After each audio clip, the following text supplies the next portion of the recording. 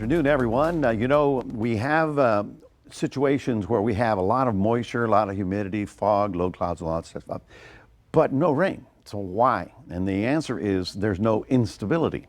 What we need to do is we take that humidity from the lower surfaces where it's warm and raise it up to the higher elevations of the atmosphere where it's cold, and that's where it condenses, and then we get the clouds, and then we get the shower activity. Well, now things are a little bit better for us in terms of getting any of that. We've had that moisture coming in, and now we've got a low pressure system and a dry line, which is triggering some activity today. But more importantly, we've got this weather system coming in off the Pacific coast, coming into the West Coast, and it's going to be dropping down into the Southern Rockies. This is a great deal for us because if it holds together like we expected, we're going to get a big push of Pacific moisture ahead of it. When the storm arrives, then we'll have the ability to lift that up and actually cause us some actual showers around here. Now, wouldn't that be nice?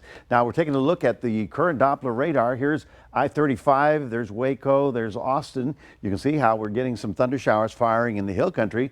And if we don't get it and they get it, that's still good because, the lakes are up here, the rivers, the Colorado, the Brazos, all those rivers start up here, and we need them to get replenished with moisture. So this is all caused by that dry line, so it's not really part of the main event. The main event is not till about Saturday.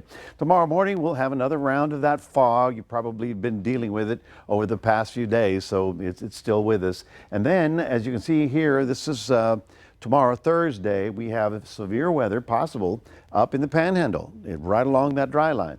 And then thunder showers spreading down to the Big Bend and even as close as maybe Del Rio. Not so much for us, but that's tomorrow, Thursday. Now we advance forward and not try to go out as far out in the future as I can. And this is Saturday. And on Saturday, not only will we have possible severe weather up here in Oklahoma, thunderstorms in North Texas, scattered thunderstorm activity throughout much of North Texas, and we are included in some of that. So we may actually have some significant, honest to goodness, rainfall around our area Saturday, Sunday, and now even better than that is can we keep it going for another extra 3 or 4 days? And I think we do. Now, as I mentioned, the West Coast storm dropping down.